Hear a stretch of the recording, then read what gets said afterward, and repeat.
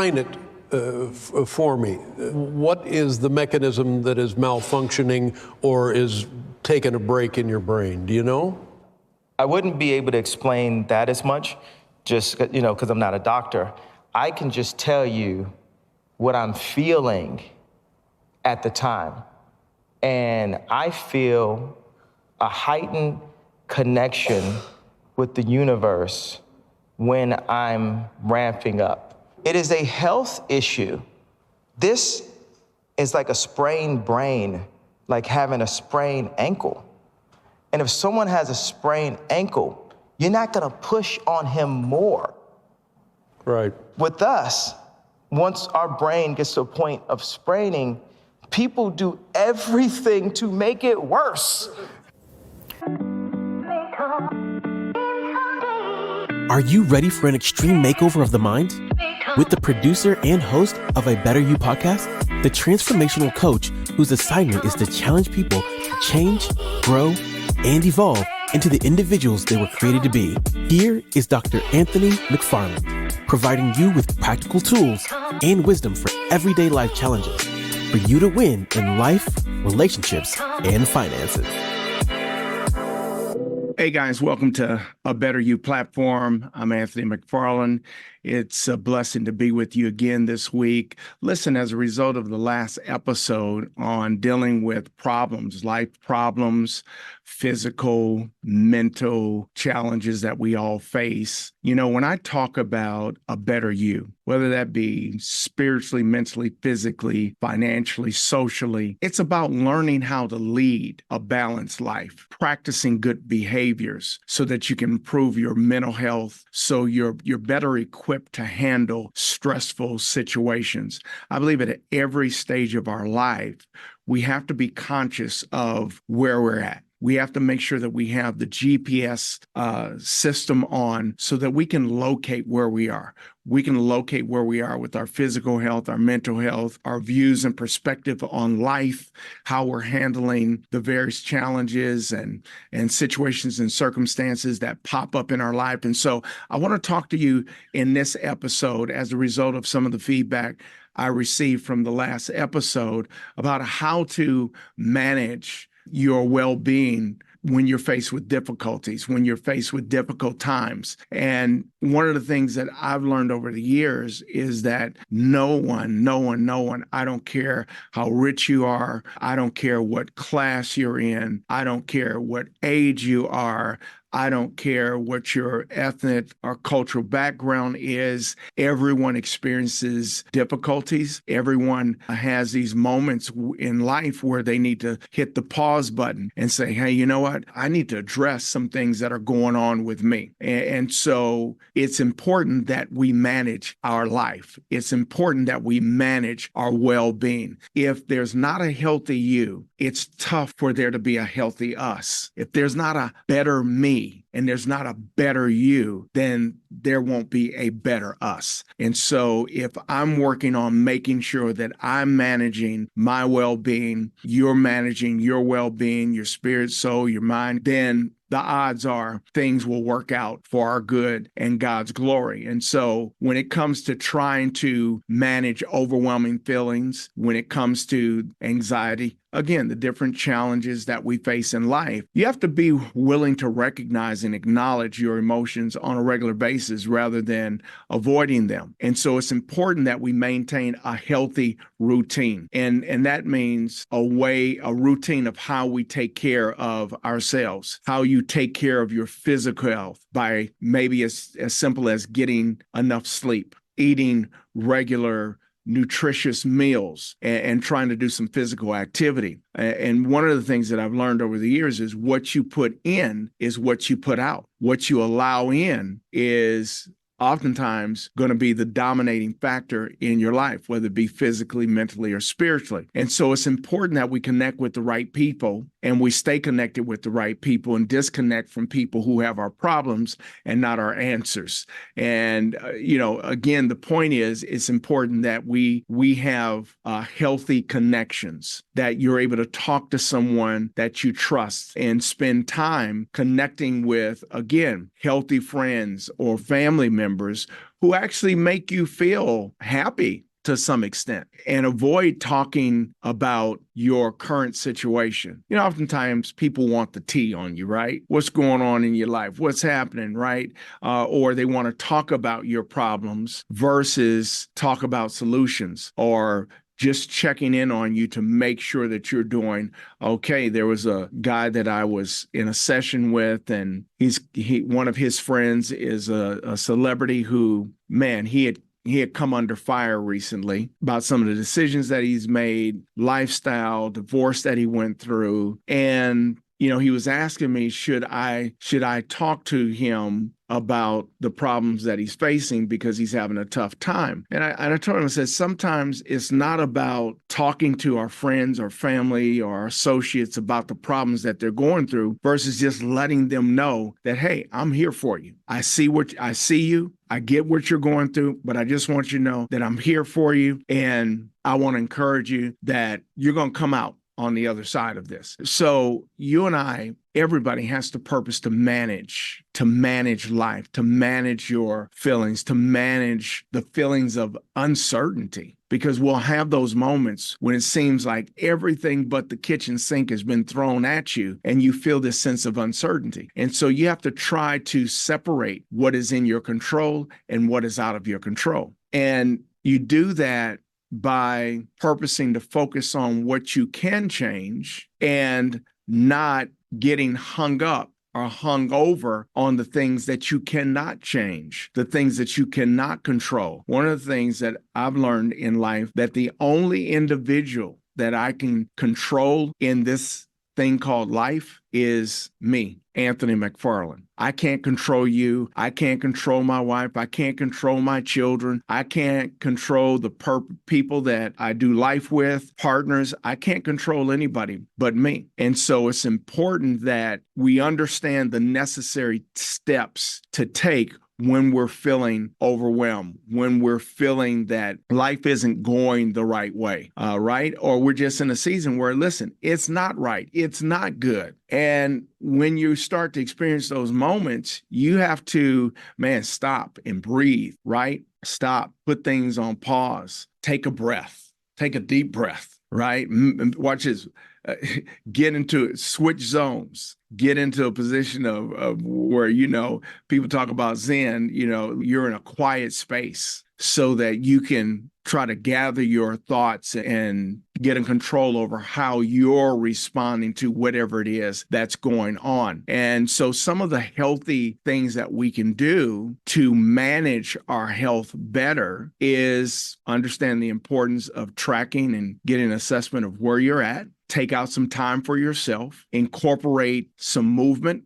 Some of us, based on our work schedules, your grind, you're busy, and you don't have the proper movement in your life. You're not exercising like you should. For me, every other day, I'm exercising. It's a regimen. It's a discipline for me. Why? Because I know that I need to have movement. I need to have exercise to even get stress off of my body. So you have to purpose to try to, and I know a lot of executives, a lot of leaders who I don't have time to work out. You can't afford not to have the time to work out. Or maybe it's not workout for you. Again, it's just getting some movement to try to move your body each day. Even if you're indoors, there's simple exercise you can do right there in your office seat to elevate your mood and lower your stress. So you can choose a less crowded area or time when there are less people around, so that you can minimize your contact with others. Again, so you can take out a moment for yourself. That may look like going on a lunch break, right? And going for a walk around the block, or maybe through a few different floors of the building, wherever you're at. But if you are physically fit and healthy, your body will be stronger and better able to, believe it or not, fight off viruses. So if you're not careful, stress can it can break your body down. And which leads me to this. It's important that you get your rest. You got to rest your body. The way that I'm wired, I've gone years with not getting enough sleep. And I'm like, all I need is like 5-6 hours of sleep. Well, there's like once a week that you need to get more than 5 hours of sleep. I used to pride myself on once I get home and I have dinner and talk to my wife, that I go into my third shift. I call it the third shift. And so I could work from 8 p.m. to 12 midnight like it's nothing and get a lot done, get more done in 4 hours, 5 hours than I could being in the office and dealing with people and meetings and that sort of thing. And so it's important that you get enough sleep. Pop in below if you're getting this, if you're tracking with me. Pop in below. I get it. I appreciate it. I needed to hear this. This leads me to this point. Sometimes you have to stop multitasking. Stop multitasking. And some of us pride ourselves on being able to multitask.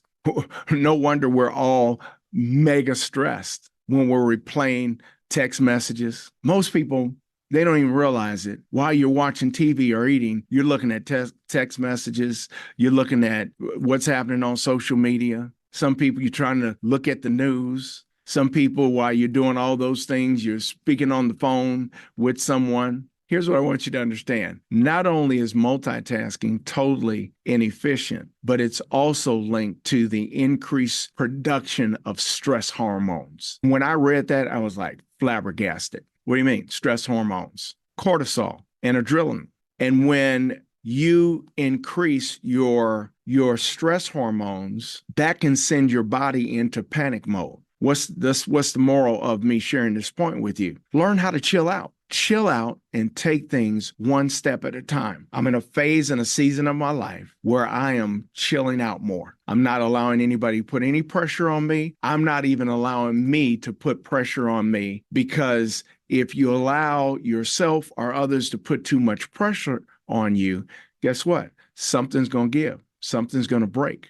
Here's another thing that I believe in, and that is visualization. Visualization. Your mind is a powerful tool. So whether you use it to visualize success, visit your happy place, get in that happy zone. I like paintings and art that are visuals, landmarks, locations. I like that kind of stuff. Or whether you embark on an imaginary journey, just like here, like just where you want to go, that dream vacation. There's power in visualization. Why? Because the technique can help alleviate anxiety as well as sadness, so that you're able to keep hope alive.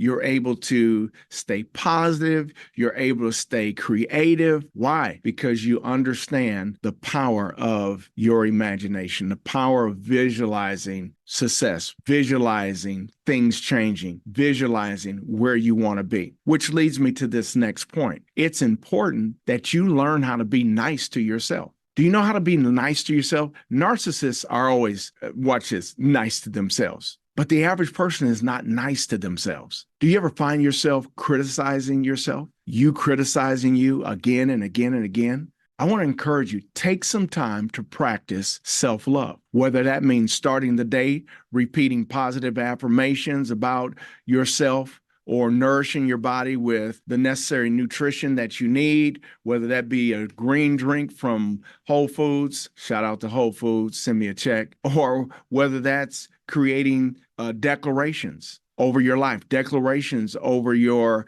health, declarations over your relationships, your marriage, your children, your business. Here's what I want you to understand. It's important that you detach yourself from negative self-talk. Detaching negative self-talk will really relieve a lot of stress, whether you realize it or not. Today, just for 24 hours, I want you to make note how many times you speak or think negative, not about just yourself, but about life, about your assignment, about your relationships, about your work. So again, you have to learn how to stop criticizing yourself and be nice to yourself. Talk nice to yourself. Reaffirm that you are everything that God created you to be, and everything is going to work out for you, irregardless of what's going on. See, here's the deal.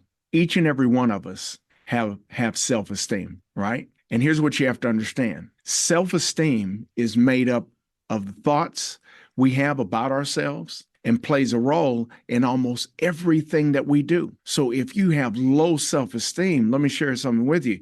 You're going to have low production. You're going to have low production. So it's important that you understand how to manage your thought life. Maintain a healthy outlook on yourself. So when I talk about self-esteem, having healthy self-esteem is really important, as it helps you make positive choices in your everyday life. It gives you the courage to be your own person, have good relationships, and helps you deal with difficult situations. Again, if you don't have healthy self-esteem, your perspective will be flawed. And so your choices and decisions in life, in relationship, in your business affairs will be flawed. Why? Because you're not managing the difficult moments in life. You're not managing your thinking. Did you know that 87% of those who have been bullied felt it had a negative effect on their self-esteem? I know something about that. See, low self-esteem can have harmful effects on your mental health, your decisions about your appearance, and ultimately your future. Low self-esteem can have effects on how you show up at work, how you show up in relationships, how you show up, just period. It's not easy to make every part of the way you look like masterful, but getting stuck on negatives can really bring you down. It brings your self-esteem down. Why? Because your outlook is flawed. And so when you think about the effects of low self-esteem, man, you avoid difficult situations. You're sensitive to criticism. There's always this subtle anxiety. Here's a big one. A lot of people withdraw from social situations. You want to be successful on one hand. You know you need to build a greater network. You know you need to build healthier relationships, but you withdraw from social situations. Why? Because of fear. Because you don't view yourself in the right light, and you're sometimes fearful of other people viewing you in the wrong light or having something wrong to say. And so in essence, you are reluctant to even trust yourself. Again, what am I talking about? Some of the side effects of low self-esteem. So it's important to believe deep down that you can change. It's important for you to believe in who you are and who God created you to be, and that there's nobody like you. And here's what I want you to get. Change doesn't necessarily happen easily or quickly, but it can happen if you purpose to change your thinking. You purpose to change your outlook on life, your outlook on you. So again, I can't say this enough. You have to purpose to avoid negativity. Now again, negative things will come, but you have to purpose not to allow negativity to be a part of your storyline. Don't let other people's negativity shoot your adrenaline levels through the roof, because that's what it does. It's important not to judge someone for being negative, right? And so you want to try to support them, but make sure you separate your identity and emotions from whatever's coming from them. See, some people can't help but be negative. And if you give ear to their negativity for too long without understanding the importance of separating your identity and your emotions from whatever they're putting out, let me share some with you. It's going to affect you. And if their negativity is aimed at you, it looks like they're engaging in a bullying behavior. And so that creates like this trigger. And then you give into the trigger. And maybe sometimes it's not them bullying you, but because you have unaddressed triggers and you don't know how to handle negativity, let alone avoid negativity, that it sends you back into a place that stirs up all these emotions and feelings, and tables turn, and then you say something crazy or do something crazy. So avoid the negative. And then you have to make sure that you're not judging. Stop judging. Stop judging. Stop judging. You know, a lot of people have a lot of things to say about a lot of things, a lot of people, like Donald Trump, for example. That's his life, and I have my life. What is it going to matter whether I judge what he's done or what other people are doing to him or what he's going through? Listen to me. Spend your energy different. With so many things to worry about, don't let worrying about what other people do with their time, with their life, be one of yours. One of the things that you're judging and you're concerned about. Sitting around gossiping about others and criticizing them isn't going to make anybody happy. It's not going to make you any money. Although, well, it does make some people money. You see it all over YouTube and Instagram. People like being in other people's business. They're trying to escape dealing with their own stuff. But if you oftentimes find yourself judging others, it's likely that you've been giving yourself a hard time too. So ditch the criticism, and you'll not only feel better about yourself, but you'll have a lot more time to relax and enjoy your life. You ever heard that saying, get your life? Let me share something with you. Everybody has to get their own life. And I can't live your life for you. You can't live your life for me. And I haven't been placed here on earth to judge you, and you shouldn't. Everybody can, everybody has something to say about everybody. But think about how that takes away from you. And here's one of the final things that I want to share with you. Learn how to forgive. Learn how to forgive. Everyone makes mistakes. That's how we learn. And sometimes if you don't know how to forgive yourself, you actually become the bully in your own life, bullying yourself, mulling over petty grievances, and begrudging others is only going to hurt you. Begrudging what others have done to you, people who don't like you, who was hating on you. So start forgiving yourself and other people, and you'll find there's a lot less to stress about. Is this good? Give me a yes in the box below if this is good. I'd love to hear your thoughts, your takeaways. So with that, here's a bonus before we end this live today.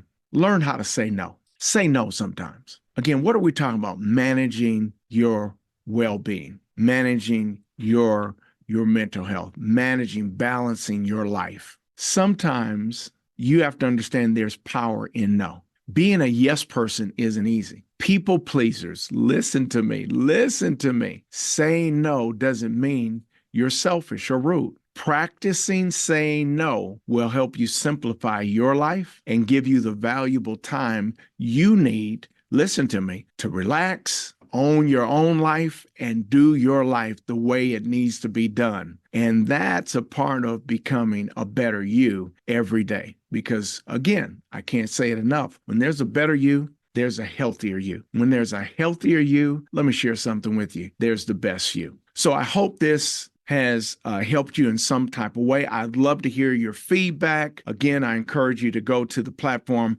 abetter-you.com, and subscribe to the platform or become a platinum partner. Until next week, I'll see you the next time. God bless. Thank you for tuning in to A Better You program with Anthony McFarland. Don't forget to like, subscribe, and follow on your favorite podcast platform so that you never miss an episode. Thanks for listening.